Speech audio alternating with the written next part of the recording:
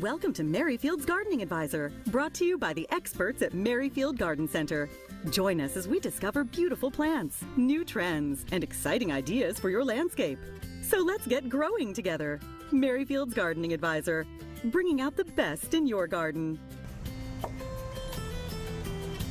Good morning, everybody, and Happy New Year's. My name is David Yost, and I'll be your host today on Merrifield's Gardening Advisor. And joining me is our landscape designer from Merrifield, Renata Holt. Happy New Year. So glad you could be here today. It's always great to be here. Great. Well, Renata is a frequent guest on our show and always doing seminars, and you always bring something exciting and fun. And what's in store for today? Well, we've just started 2015, and so we've got a new year, and I think we should all make a New Year's resolution to maybe do a new landscape. I think that would be a fantastic way to start out 2015. So I look forward to hearing about all your exciting ideas for us, but we want to start off with a few quick announcements of what's going on at Merrifield Garden Center. And first and foremost, remind everybody that we are having our after Christmas sale. Everything, all the Christmas items are marked down anywhere from 40 to 60%. This just phenomenal values that are there. There's lots of good stuff to choose from. So whether you're thinking about it, picking up a Christmas tree or some lights, decorations, ornaments, you can do your shopping now and have some really big savings for the year ahead. So that's going on at all three store locations. And we are currently, now we're into our winter hours. We're open from 8 o'clock until 6 o'clock, Monday through Saturday. And then on Sundays, we're open from 9 until 5. So you certainly want to come in and take advantage of that. I also want to remind everybody that our seminars are going to be starting real soon, January 17th to be exact. And these seminars will continue, through March and into some even into April. And each week we've got an exciting topic lined up for you. Just kicking off on Saturday the 17th, for example, we'll have winter interest. That's going to be at the Merrifield location. Delicious landscapes at our Fair Oaks store. That sounds good. And the house plants, of course, was going to be out at the Gainesville store. So we've got a lot of new topics, new instructors, a lot of exciting things going on. The brochures are available to pick up in our stores. They're going to look like this. It has a complete listing of all the seminars and classes. If you're on a mailing list, those are being processed. They'll be showing up in the mail soon, so keep your eyes open for that. So that's going to be coming up, and like I said, Peggy will be offering a lot of more detail on that. Renata, myself, and several others, as well as guest instructors, will be hosting those. I've got one coming up the end of the month. Okay, well, that's something to look forward to as well. That's going to be exciting. And one other little quick thing, remind everybody, we've been telling everybody we're so excited about the American Dream. This is an autobiography of Bob Warhurst. It's called The Rags to Roses Story and the Founding of Merrifield Garden Center. So this has been, it's just a great book. I finally finished reading it just last week, so I've got a chance. It's well written, a great story. Pick that up, and Bob's going to be at the Garden Center this morning, so if you want to get an autographed copy, he's been spending Saturday mornings at our Fair Oaks store from 10 until noon.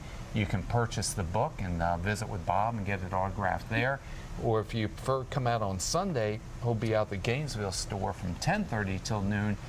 Same thing, you pick the copy up there. So that's a chance to meet Bob, say hi to him, share your thoughts about the book, and get an autographed copy. So there's, as always, there's lots of stuff going on at the Garden Center. Come in to see us. I'll be there. I know I'm out there. I'll be out there today at the Fair Oaks store. And I'll be out at Gainesville on Sunday. If you want some landscape help, just come on out and we can help you out tomorrow. Absolutely. So we look forward to seeing you in person there. But, and also we will be taking phone calls later in the show, so if you have questions and want to follow up on that. But we're going to go ahead and get into our topic on the day, talking about a new year and a new landscape. I know, and we've got this beautiful landscape to inspire us. That's a beautiful picture. It doesn't just happen overnight, though, and we're going to help you figure out how to make that happen in your yard. But we can start right away with the next picture, looking at a yard that maybe needs a little bit of help. What do you say, David? Well, that looks frighteningly familiar. Like that very much could be my backyard. Well, it could very much be my backyard too. I love the focal point of the grill. But you know, here's where we started a couple years ago with one of my customers, a naval officer who had very specific needs of low maintenance. And then we look at the next slide and look at what we can do for him. It took about a week and we had a complete transformation. I tell you, and that could be you for 2015. So if you're looking out there and your garden's neglected or overgrown, let's make this the year to make that happen. Right, but how do you do that? In the next shot, you can see a couple of us at Gainesville. There's several ways to put in a landscape request to get Merrifield out to your home. You can call into Merrifield and do it over the phone. You can do it online, or you could come into the store. But the important thing is when you do make your appointment with Merrifield, to articulate as much of what you would like done as possible so we can get the proper designer out to you. And then what can you expect when someone comes to your home? In the next picture, you see a landscape that I like to talk a little bit about site analysis. Some people don't quite know what that means, but that's assessing your property for how much light you have. Do you have drainage issues? Do you have deer? All the things about your property, the little idiosyncrasies that we all need to know so that we can do a proper landscape for you. And it's very important, if you can get your hands on one, a property plat. And that's a map that usually is in the zoning office of your county. You may have one in your paperwork from closing on your house. And this is a map of your property to scale. And you can actually use it as a little bubble diagram to designate the areas of your property that have full sun, perhaps a good view that you like to preserve, or perhaps a bad view that you might want to screen. We'll be talking more about plats a little bit later on. Yeah. Now, Renata, I think some people I talk with in the store, they're just a little bit apprehensive about working with a designer. And I try to always talk to them about in terms of this is really, it's a partnership. It's very much a partnership. And the more that you know about your property and the more that you know what you like and what you don't like, the better we can help you create the landscape that you want. Right, and I know I was back, I think back years ago, actually my degree is in landscape design as well, though I've been out of the mix for a while. And so I always felt, hey, the design elements, a lot of this is kind of the same. And I thought, well, I could even do like my own interior design. But I found through that process, hey, you're working a whole different set of materials. So I think a landscape designer helps you achieve those ideals and goals, but they're integrating that with the knowledge of the plants and the site and trying to, and as well as the aesthetics of it. Absolutely, and I can't begin to tell you how many customers, when I ask them, how much sunlight do you get in the front? I don't know. I leave early in the morning. I come back late at night. I don't know. So it's really important in planning your landscape to be familiar with the conditions that are on your property, and that'll help a lot. Right, and we have over 20 different designers on our staff. So again, that's the importance of getting that information from you to get you to the right person, as well as a lot of expertise available in our stores. Right. So we're going to take a little commercial break right now, but when we come back, we'll kind of go through this whole process of selecting and finding a designer and how a designer can help you achieve that new landscape for 2015.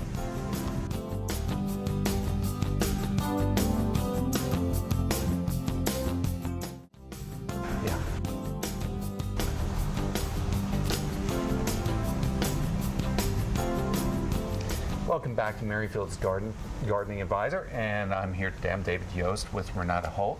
Renata's one of our talented landscape designers.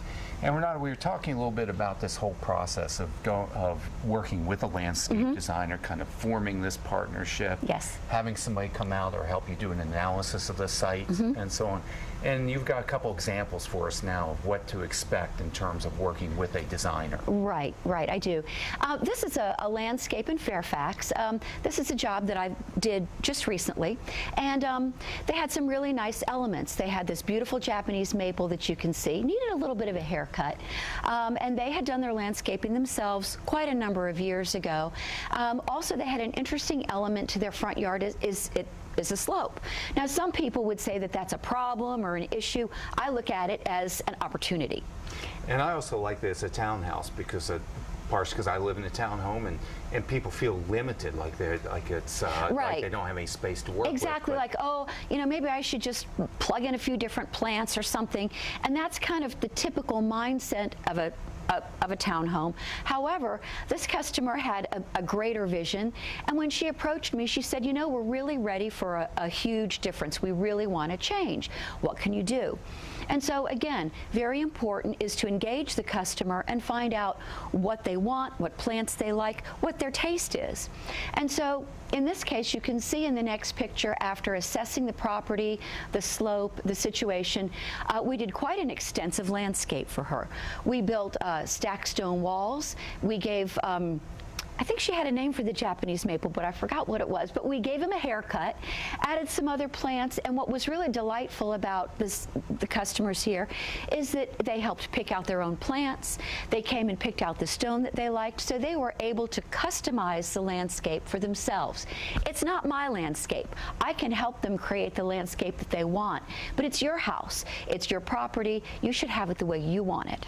Right, and in this case, Lisa, we did this entire job, right? They contract Merrifield Garden Center. We did a whole project, A to Z.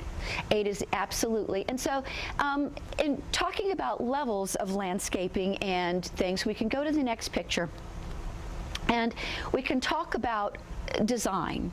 Now, when a designer comes out to your house, there is a landscape design fee which begins at $75. And that's basically a consultation without a drawing. Think of it as a brainstorming session where the designer will do a quick site analysis walking through with you, but it's important for the customer to help articulate to the designer, gee, I want a more formal look, or I want a more free-form country garden look, so that we can help guide them in the direction that they need to go. So that first meeting is pretty much a brainstorming session, which we can take to different levels, and there are very many different levels of design. This design here I finished about a week ago for a customer. It's a pretty involved design, and he had to spend a few $100s to have this design done. He chose to do that because he couldn't make up his mind as to whether he would do the work himself or contract Merrifield. So he wanted a little bit more of a construction document to scale that he could take and incorporate himself if he wanted to. Right. So again, I love the fact that it is so adaptable and flexible. We're talking about, hey, Yes. jobs, whether they're big jobs, small jobs, whether you're having us do part of it or implement it in phases. However all those you want to options do are it, and totally again, available to you, right. based on what your needs and desires Based on are. what, and the cost can go from $75 up to actually thousands of dollars if you wanted a complete full master plan for your property. Now, obviously, it doesn't need to be this elaborate. You've got some examples of some Right. a lot simpler, more straightforward projects. We as well. like to be simple and straightforward. And this property that we worked on this year is a historic home in Clifton, Virginia, and the customer was having an event, and the entryway was compromised. This is where the people would be pulling up and getting out of their cars, and you could see that you know, there's a step here that was kind of falling apart. You've got a walkway that's it's not the most welcome place if you're having an event. Right. Not at all. And if you can see, there's a little bit of a stacked stone wall that had fallen down. Now in this case, if you look at the next picture, because the footprint pretty much remained the same, we built a new wall, capped it with flagstone, changed the materials, built a new step for her, but basically all it took was an experienced crew and a can of spray paint on the ground. Right, exactly. So again, that's because you have that experience. Right, no design required. So designs are definitely helpful. You want to start out with a plan. Yes. And here's another example of the very simple plan. Right. I'm going to step aside a little bit here. And in going to George Washington University for landscape design, which I did, we weren't able to name the first plant until the last two classes. And the reason is, believe it or not, landscape design is much more about design than it is the plants. So the idea is you look at balance and shape and geometry and form. Then, after you've gotten that taken care of, you return back to your site analysis, look at the sun and the conditions, and then you plug in your plants. Okay. So while a plan is very helpful, and that's where we want to begin, with landscaping, a lot of these projects, things don't always go as planned. And this, I'm going to just step out of the way and turn this one over to you, Renetta. This was a kind of an ongoing job for me this year. I had a delightful, very wonderful, flexible customer who had this seemingly simple little retaining wall fall down over the winter. It was about a 40-year-old wall, and we decided initially that what we were going to do was to replace that small retaining wall with another small timber retaining wall. However, because we don't have X-ray vision, things were not exactly what they seemed. So when I sent the crew to go and start the demo, what I realized was there was a 2-foot by 2-foot foundation, 50 feet long, that once we excavated, now our 3-foot wall had to become a 5-foot wall. Well, that wasn't going to do. Also in the interim, we discovered that part of the wall was on her neighbor's property, requiring a new property plat survey, which sort of delayed the process. And when we uncovered the foundation, we also found a gas line, which put a little crimp in things, but we worked it through. In the next picture, you can see that with a little bit of brainstorming and a lot of flexibility and patience, we came up with the idea of building 2 smaller retaining walls. Again, all of this was done by hand. It was a tight area. We couldn't get any equipment in there, but the crews came together, did a beautiful job. And in the last picture, you can see the finished product, 2 beautiful retaining walls, a nice tiered area ready for planting. So. Great. Well, thanks, Renetta. I think this really shows the advantages of working with an experienced designer and an experienced crew, because things don't always go as planned. No, and having a flexible customer as well. Absolutely. So we're going to have to take a quick commercial break, but stay with us. We've got some more pointers when we come back.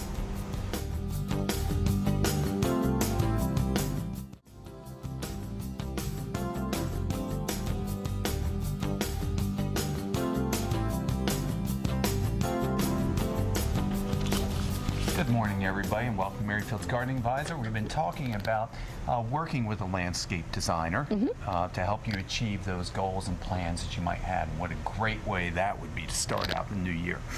Yeah, because again, there's a lot of flexibility in this. It goes we work with everybody, whether it's a do-it-yourself project or whether it's have us do the full scale.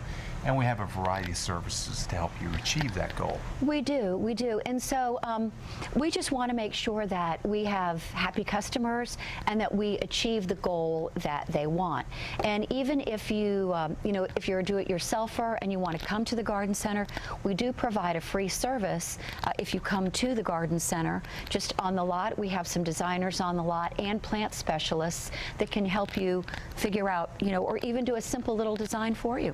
Right, and we know that there's a lot of people out there offering landscape services. It's a competitive industry, and we want to share a few suggestions or ideas on the advantages to working with Merrifield Garden Center and some of the unique things that we feel that we can offer you.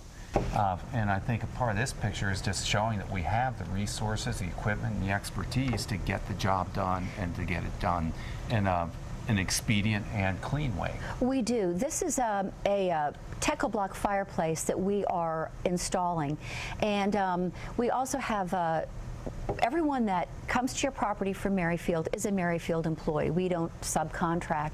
So there is accountability there, and that's very important to a lot of people. And we also have Ricardo, our construction manager, who helps oversee the bigger construction projects. And also, if you look in the picture, we've got these rubber mats that we use under the bigger equipment to eliminate any kind of damage to your property if at all possible. I also like to talk about, and this is something that continually amazes me about Merrifield and the crews. This is a big project. Here's the fireplace has been installed, and you can see that it is a very incredibly clean work site, and that's something that we really strive to do. The crews clean up every night before they leave. They try to make sure that there's minimal disruption to your property. Right, and I know that you've talked to me about different interactions, experiences you have on these jobs where, hey, if you're having this kind of work done in your house, it is a major disruption in your life. You're talking about having people and equipment coming in, tearing the property up. A lot of times there is dirt and mud, and it's a messy job that's in there. But I think some of the things that we're really trying to emphasize to you is because we don't subcontract out work. You know, when we have all this expertise in-house, and we've got the equipment, we are in control of the timing and the sequencing of the job. Exactly, and something that we really try to do is to be as least disruptive as possible. Is we like to start the bigger projects the beginning of the week, and we work, weather permitting, all the way through business days to get the job done as quickly as possible. We don't like to stop in the middle. We don't like to leave things undone, and we try to do the best we can. Now, sometimes the process isn't pretty, right, and there have been days where I walk away saying, oh my goodness, you know, but at the end of the day, it turns out well. Right. Most of the time it does, but like I said, you were showing that job before where, hey, you started with this little wall and you had the survey problem, the excavation problem, the utility lines. Hey, you do need to have some flexibility involved for that. But we do have the resources to work it out no matter what happens. Right. And you know, the other thing about coming into Merrifield, let's say you're going to do a little job yourself and you decided you were going to do a little stone path in your backyard. Well, you come to Merrifield and our stone yard, and oh my gosh, the possibilities are endless, and quite often when people come to one of the Merrifields to look at things, they get overwhelmed. And that's the stone at one of our 3 store locations. Yes, and so you can multiply that by 3. Right. Many choices, you know, on the products. So we do have experienced staff that can help you decide exactly what product is right for your project. And we also, everyone is just really, there's so much experience at Merrifield that we can help you tell you the best way to install the product. Let's say you're going to do a little walkway, how much material you need, how far it's going to go. We can deliver it to your home, and we can, you know, talk you through the process on how to do your job. Yeah, and we've been showing a lot of the construction type of work, but we are in the plant business. We are in the plant business. Here's Merrifield in Spring, again, one of our 3 Merrifield locations. And quite often, I get called out as a designer to someone's property because they came to the garden center and they were going to do it themselves. Then they started walking around, and then their head started spinning, and they were like a kid in a candy store and just couldn't figure out what in the world to do. And so, you know, in those cases, some of our plant specialists can suggest, you know, getting a designer out to the house. But let's go back to that picture that we had before with Myrtle in the lot. With all the plants and material there, we can also provide a free design service, as I mentioned, and there are always people on the lot that can counsel you and guide you to the best plant for you. Right, but still, you want to bring that information, that site analysis information, if you're coming for that consultation.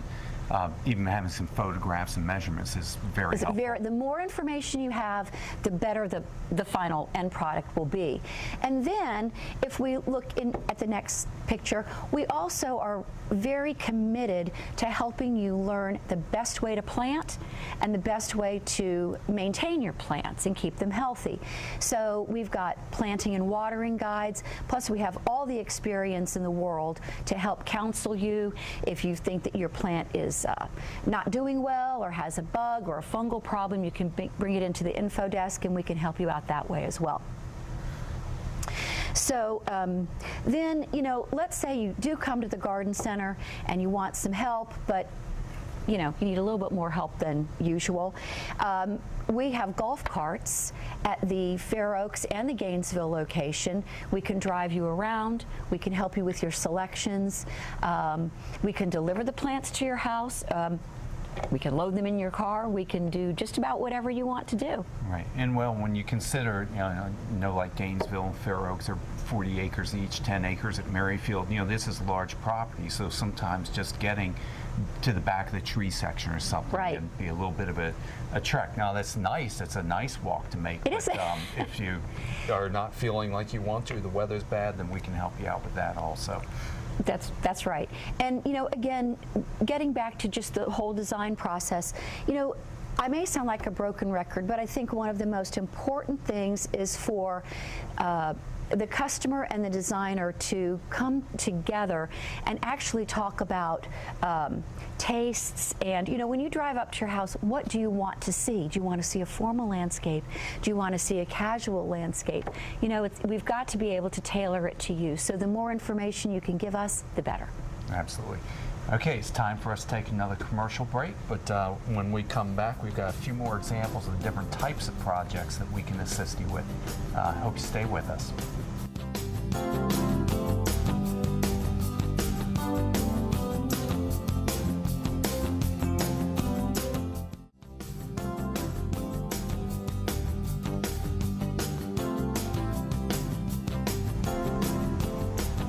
Happy New Year, everybody, and we're talking about a new year and a new landscape. So, Renata, we just keep going through all this thing and forming that partnership and working with the designer and all the services we can make available to you. Well, you know another reason why it's important that you work with a designer? And what would that be? So you don't commit the sin. You know the sin? Have you committed the sin? There's a landscape sin, there really is. I'll tell you, if you can do something wrong or make a mistake in your landscape, I've done it. I'm not sure which one you're talking about, but if you can do something wrong, I've done it. Okay, well, we all have. It's the sin of plop and drop. Plop and drop? Plop and drop. You know what it is. I hope I haven't. No, we know it does. We talk. The sin is where you come to the garden center and everything is so beautiful that you looking all around and you find this plant that you just cannot live without. You bring it home.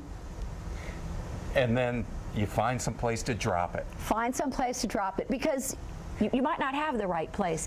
When you work with a designer, we push all that away, okay? So we don't talk about plants initially. We talk about the design. And yeah, I was going to say, I'm pretty disciplined. Now, I have committed the sin and made the impulse purchase, but since I am on limited space, I've really got myself much more disciplined on doing Yeah, well, I do it in the backyard, but don't tell. Anyway, talking about design and articulating your desires and needs, this is a design that, it's a planting that Merrifield had done, and there's really nothing wrong with the planting. The plants are fine for the area, but the problem with this was that the designer and the customer didn't discuss enough what the customer wanted. And I say that that is the designer's responsibility to talk to the customer and find out what kind of a look they're going for. I'm looking at it saying, hey, that's pretty nice. You know, it looks like a sweet bay magnolia, a good native tree, and not too big in a good spot. Right. A few perennials around and stuff. You know, it's actually an appealing landscape. It is an appealing landscape, but the problem was it didn't appeal to the customer. She needed more structure. She needed things a little bit more organized. And so what we did was we came back in and we redid the landscape. And you can see, I'm going to step aside quickly. What we did was we just toned it down a little bit. In the process, we discovered that there was a little bit of a drainage issue. So what we did was a little dry stream bed with a drain underneath to alleviate some of that water pressure in the bed and create a landscape that was more pleasing for the customer. Exactly, and I talk to people all the time, and I try not to use words like right or wrong or good or bad. It really is a matter of taste and preference. It really is. A range of choices and options. But when you bond and get the right designer and you communicate well, you can get to the great results you you're looking for. Get things done. Now again, it's winter and a lot of people think that landscaping has come to a screeching halt. Well, believe it or not, I've got a month full of landscaping still to do. And here's some projects that are great winter projects. Some of them have been done in the winter that you can see, but most of them haven't. But these are definitely things that we can do. Merrifield loves doing construction projects in the winter.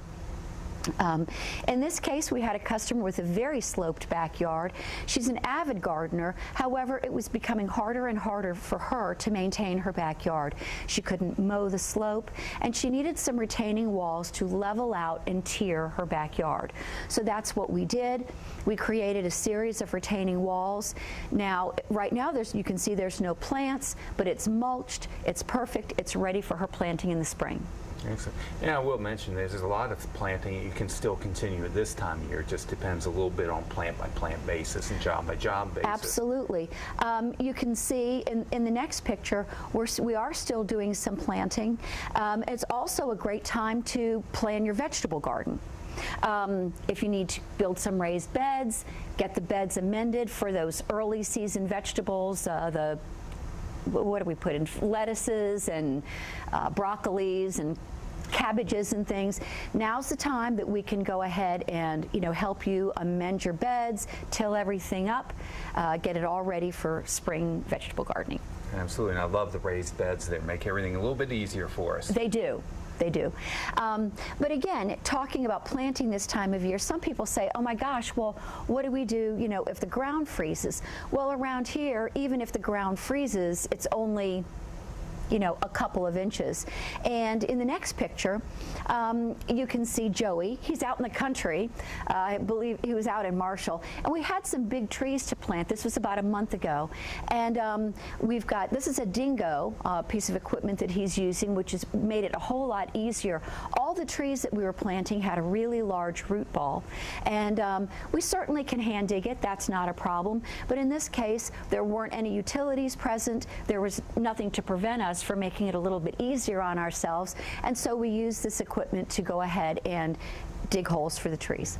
And as you can see in all these examples, every single job is different, because I know I'm in the store and people are coming in and they're asking me for specifics on the landscape projects, and I keep saying we just have to get in touch with the designer because every single job is different. Your access to the job site, where it's located, the soils, the drainage, the plants, what you're looking for.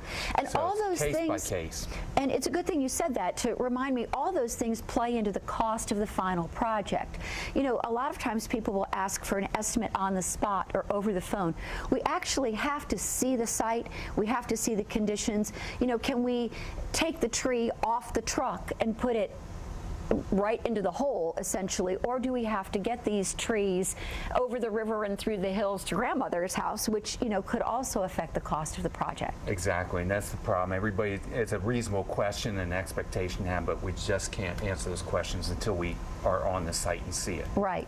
But we do more than just all the pretty work that we've been looking at. I know, now's a great time for cleanup.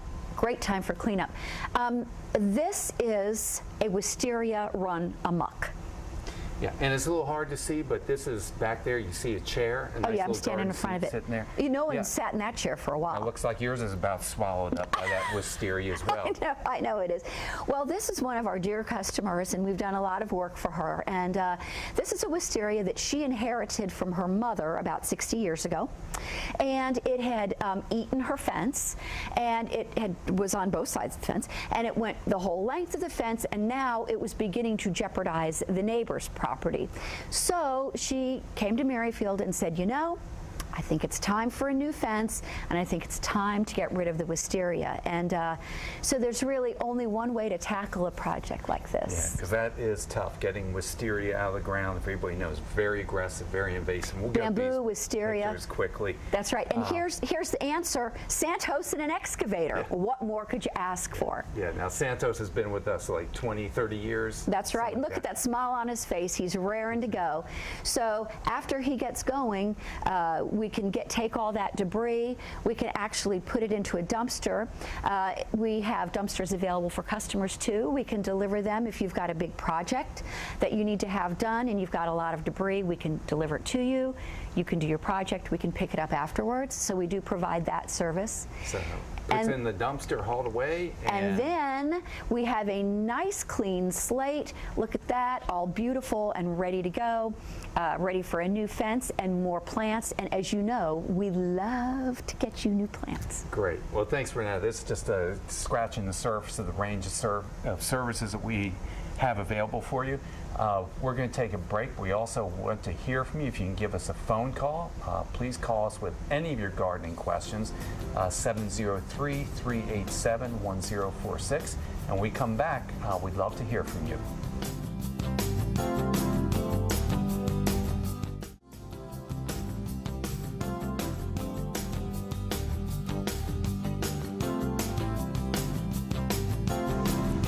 Good morning, everybody. Welcome back to the Gardening Advisor. We're taking your phone calls right now, 703-387-1046. Please give us a call to share really anything that's on your mind, whether it's a question or what your plans are for the new year in your garden or anything like that. That's right. Great. And right now we've got Tony calling in from Springfield. Good morning and Happy New Year. Let's see, are we getting through? Tony, are you there? Yes, I hear you fine. Great. How can we help you? 2 questions. when is a good time to prune a dwarf Japanese maple? Okay, and what's your second question? The second question is, on the crepe myrtle, there are seed pods all over them. Are you supposed to remove those? Okay, well, both good questions and both good winter gardening projects to do. Well, the best time for pruning your Japanese maples in the winter, it wants to be pruned while it's dormant. So that really means like January and February are probably the two best months out of the year to do that. Now, we're going to have some pruning seminars because this is such an important topic. We actually have two different pruning seminars scheduled for this winter, one at our Gainesville store and I think also one at our Fair Oaks location. So I would always invite you to look at our seminar schedule and see if you can come in, and that will give you real detailed hands-on orientation just how to do it, because like all these things, there's a right and a wrong way to do it. We'll also be addressing on the TV show. So, like I said, if you want to do any pruning, Japanese maples respond really well to it, and you can go for that anytime when it's nice outside this January, February, or keep in mind those seminars for the details. In regards to your crepe myrtle and removing the seed pods on those, that's really optional. The seed pods on crepe myrtle, a lot of you probably know this, but they're woody capsules, and they will persist on that tree all the way through the winter, all the way into next spring, and they're just ugly. They're kind of unsightly because the brown dried up growth on there. So a lot of times we'll go in and remove those seed pods just as a matter of cleanup to make the plant look better. A lot of people feel like you need to do that to improve the flowering, but I think that's an old wives' tale. So I'm going to say it's totally up to you. If you want to clean it up just to make the plant look tidier, go ahead and you can do that anytime now. But don't feel like you have to, because if it's really tall and hard to reach, don't go to any extra effort.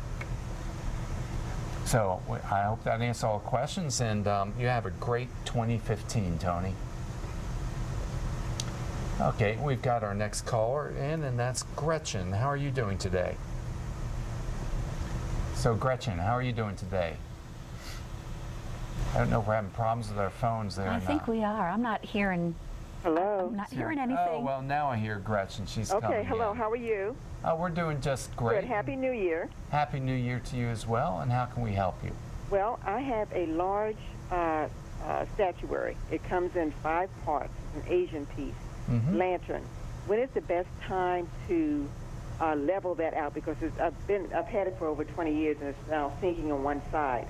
Should I now try to erect that level, or should I wait till the spring?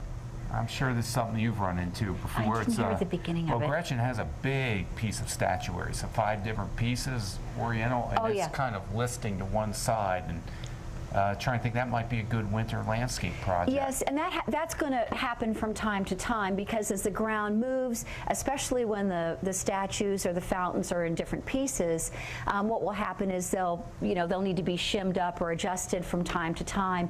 And quite often what we can do is we can put a piece of flagstone or something heavy underneath a statue with bluestone dust and level it out to make it a little bit more compacted to minimize the movement of that. But certainly that would be a great project for the winter.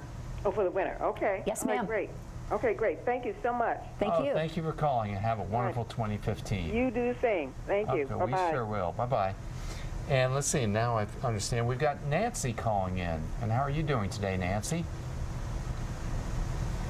See, looks like the response to phones is a little slow on here. So Nancy, we'll give her a second to pick up. Hello. Hello. Oh, hi there's there, Nancy. And how can we help you today? Oh, I have 2 hellebores that I've had planted for about 3 years, and they haven't bloomed at all. And I have one that I planted last year right after Christmas, and it's blooming beautiful. What am I doing wrong? Huh.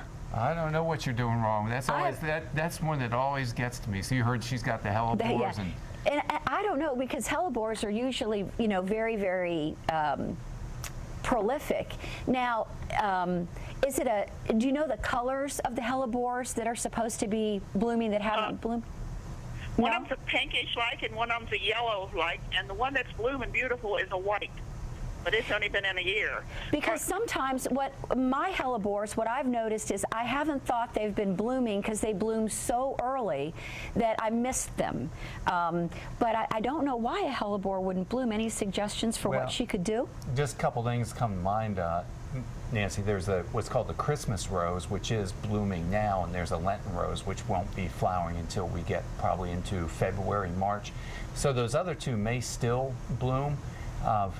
It's a plant that it should be sort of in dappled light. You know, if it's getting sort of that bright dappled light and still not blooming, then the only other thing you can try is right now, don't wait, but as soon as you can, go out there and put a little bit of rock phosphate around them, and sometimes that can get to initiate some flowering. So you're not necessarily doing anything wrong. It's just sort of trying to find that trigger switch to get them to bloom. That's right.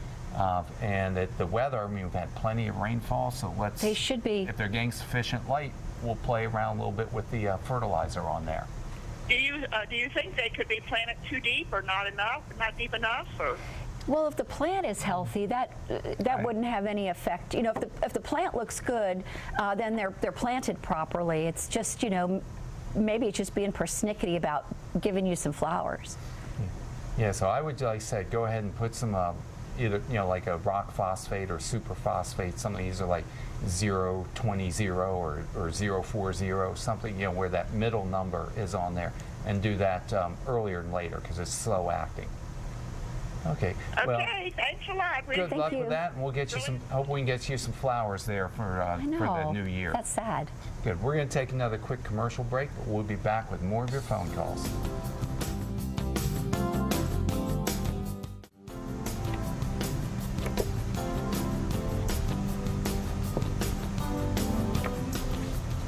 Welcome back, everybody. This is part of the show. We're taking your phone calls, and Renetta, you know, it always happens. As soon as we hung up the phone with Nancy, I had that aha moment. I know, you had a brainstorm, and I learned something, so that was great. Exactly, Nancy. I was just thinking the other thing we really need to talk about your hellebores is that's a plant that does not like acidic soil. It likes a more neutral pH, and as I thought through it, it's quite likely that the soil is too acidic, which is causing the phosphorus to be bound up in the soil conditions and leading to the deficiencies there. So you can check the pH or just go ahead and add a little bit of lime to them also, and I would do that now. That's something that you can do now. You don't have to wait till spring. So check that out, and let's see, and now we'll get back to our phone calls, and we've got our next caller is Lucy calling in from Warrenton. And good morning, and how are you doing today, Lucy? Good morning. Good morning. Happy New Year. Hi, I really enjoy your program, but I have a question about a hydrangea. Sure, how can we help you? Okay, I have a beautiful old hydrangea, and I don't know why I don't know this, but when should you trim them? It has these real tall stalks, but they look real, when I cut one of them, it looks like it's still alive. Yeah, now are these the ones that have either the blue or the pink flowers on? Because there's several different. Yes, this one has the blue. Don't be embarrassed that you don't know the answer to that. That's a good question, because hydrangeas can be tricky.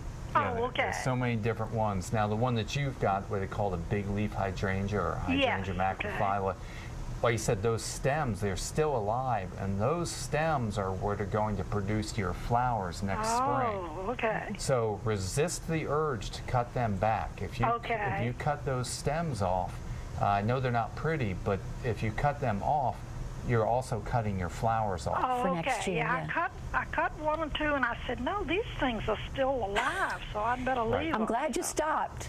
Yeah, so I would tell you, there's different ways to prune them, but I think the most straightforward way to guide you is let's just leave the plant alone and wait until, let's say, around March or early April next year. When those buds start to swell and get fat and juicy, at that time, go out and prune out only the stuff that's dead, that's not showing any growth. Okay. And then what's left behind, the living stems, if you want to just do a little nip and tuck, as I say, to tidy it up, give it a little shape, you can do it at that time. But you don't want to get too aggressive on those or you lose your flowers. Well, thank you very much. I'm glad I called you before I cut them off. Oh, I'm glad you did the too. right thing. Thank you, and I love your shows. Oh, thank you so much for watching.